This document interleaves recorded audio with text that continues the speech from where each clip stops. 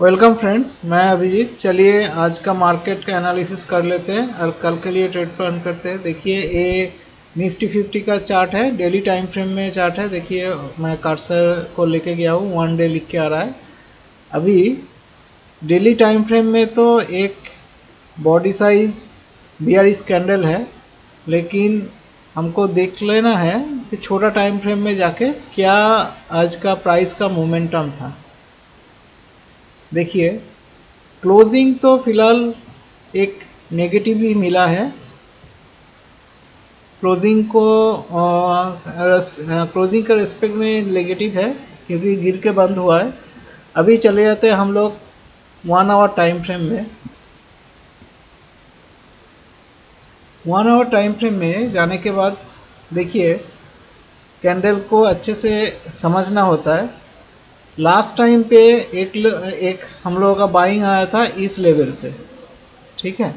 ये लेवल में हम लोगों का मार्क था 24,200 के आसपास, 24,176 इस लेवल से बाइंग उठा था एंड उसके बाद ये रैली कंटिन्यू हुआ था। अभी फ़िलहाल हम लोग उसी नियर अबाउट जोन पे आ गए हैं, लेकिन एक चीज़ है, अगर कल आज का डे लो ब्रेक हो जाएगा एंड उस टाइम पे विक्स के ऊपर नज़र रखना है। देखिए विक्स आज पॉजिटिव में ट्रेड किया और एक्चुअली ये एक टाइम पे था जब 10% के आसपास पॉजिटिव हो गया था, फिर डाउनवर्ड्स मोमेंटम आया, उस टाइम पे फॉल रुक गया था। मतलब फॉलिंग तो थोड़ा हुआ है उसके बाद भी, लेकिन वो फॉल उतना एग्रेसिव नहीं है जितना मॉर्निंग में फॉल हुआ था।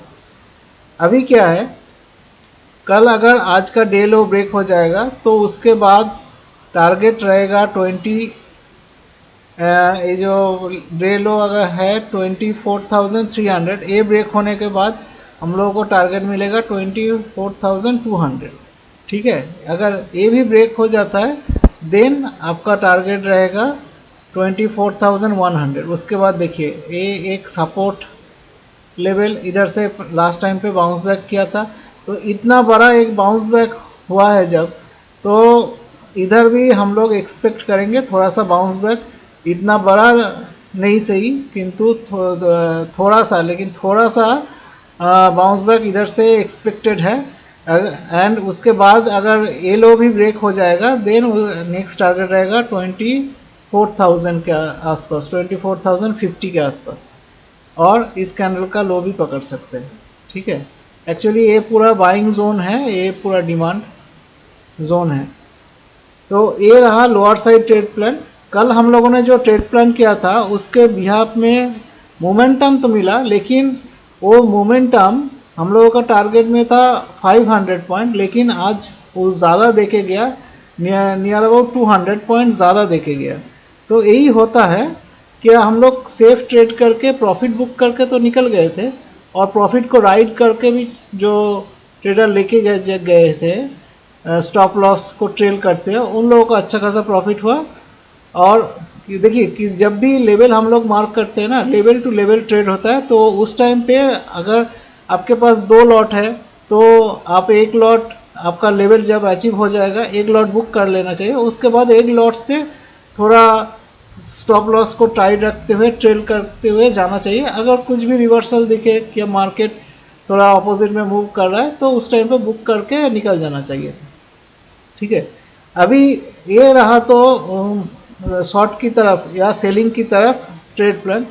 लॉन्ग कब करना है, देखिए एक्चुअल में लॉन्ग ये जो कॉम्बाइंड लो कैंडल है, एक इन्वर्टेड हैमर कैंडल है एंड एक बॉडी साइज कैंडल है।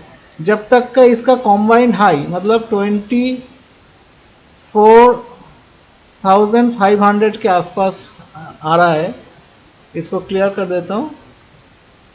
हाँ 24,500, ठीक है। 24,500 के बाद ही कुछ लॉन्ग का पोजीशन बन सकता है।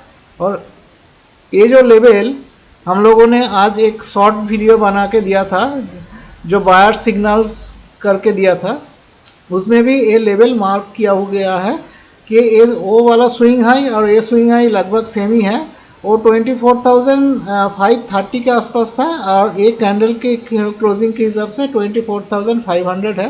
तो ये लेवल जब तक ब्रेक नहीं होगा तब तक कुछ लॉन्ग का ट्रेड बनेगा नहीं।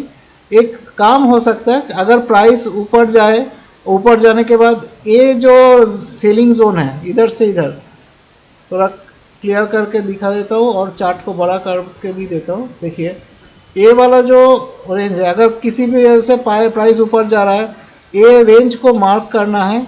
इस रेंज के अंदर प्राइस जाने के बाद अगर कोई एंगल्फिंग पैटर्न दिखे और उसके बाद इस एंगल्फिंग पैटर्न का जो कैंडल है उसका लो ब्रेक होने लगे, तो आप उधर से एक शॉर्ट का ट्रेड लेंगे जिसका पहला टारगेट ये डे लो, कल का डे लो या आज का डे लो रहेगा।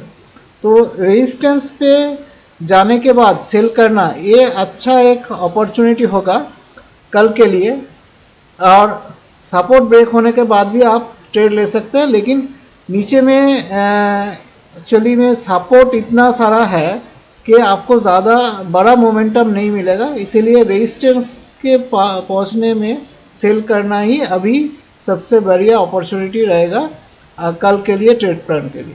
ठीक है, तो ये रहा निफ्टी का ट्रेड प्लान। अभी चले जाते हैं बैंक निफ्टी में।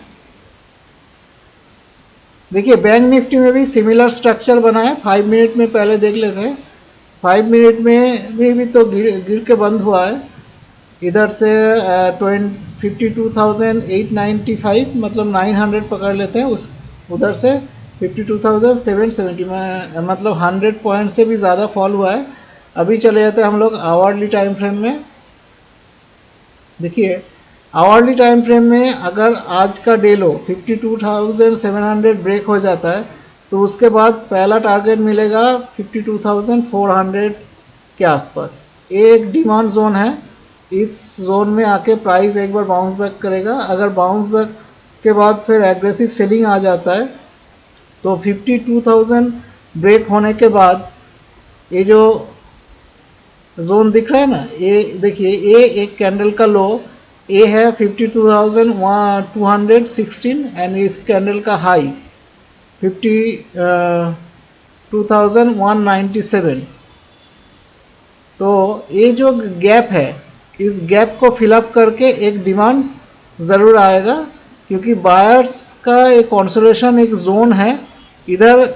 जो ये जो लास्ट में जो बाइंग एग्रेसिव हुआ था ना, ये इसी बायर के वजह से ही ये बाइंग आया है। तो ये एक बाइंग जोन है, तो इसको एक मार्क करके रखिएगा ऐसे करके कि समझ में आ जाए कि बाइंग जोन में आ गया है। बाइंग जोन से एक रिवर्सल ज़रूर मिलेगा, क्योंकि जो बायर 52,200 से प्राइस को 53,700 तक लेके जा सकता है, तो उसका फास्ट रिटेस्ट में एक अच्छा खासा बाउंस बैक मिलने का चांसेस है। अगर किसी वजह से प्राइस फॉल ना करके ऊपर जाने लगे तो एक काम कर सकते हैं, ये लेवल को पहले मार्क कर सकते हैं 53,000 में। अगर कोई एंगल्फिंग पैटर्न या इन्वर्टेड हैमर कैंडल बनने के बाद उसका लो ब्रेक होने लगे तो उस टाइम पे एक छोटा सा स्टॉप लॉस लेके आप सेल का ट्रेड एग्जीक्यूट कर सकते हैं, जिसका पहला टारगेट होगा कल का डे लो या आज का डे लो।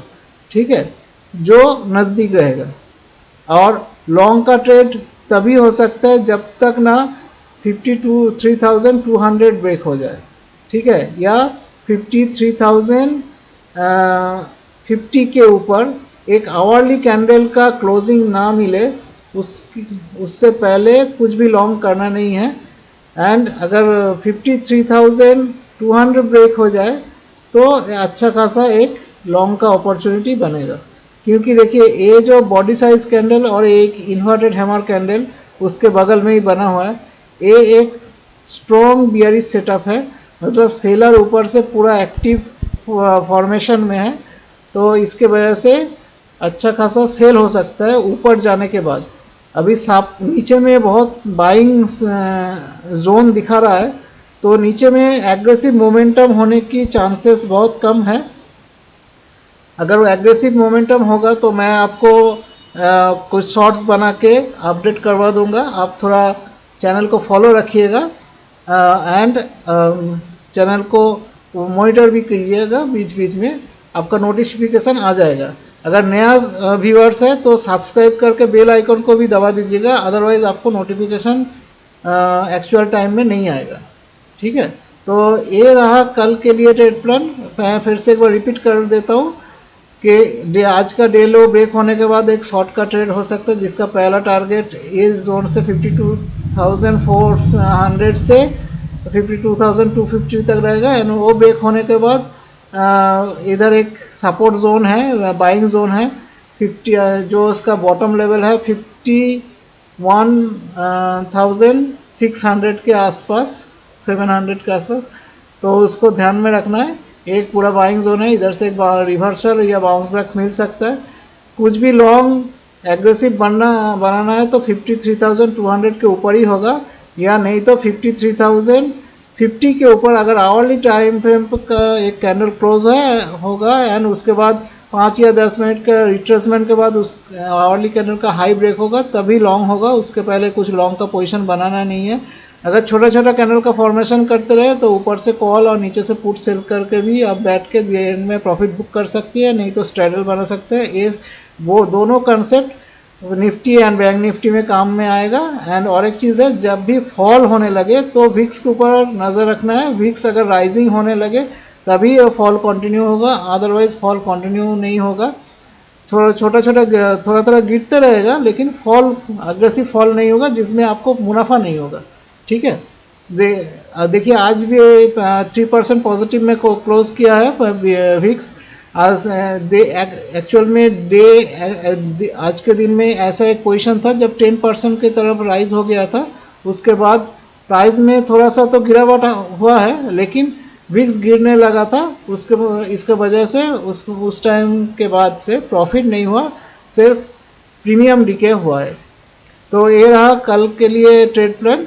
और एक बात है, ये वीडियो अगर आपको अच्छा लगे थोड़ा लाइक शेयर एंड कमेंट्स कर दीजिएगा। और एक चीज़ है, कुछ भी अगर डाउट रहे आज का सेशंस में तो आप कमेंट्स करके पूछ सकते हैं या व्हाट्सअप कर सकते हैं। और एक चीज़ है, अभी जो लेवल हम लोगों ने मार्क किया कोई बाय सेल रिकमेंडेशन नहीं है। कुछ भी ट्रेड लेने से पहले आप खुद से एनालिसिस कर लीजिएगा और आपका जो फिनेंशियल एडवाइज़र है उनके साथ डिस्कस करने के बाद ही कुछ ट्रेड लीजिए।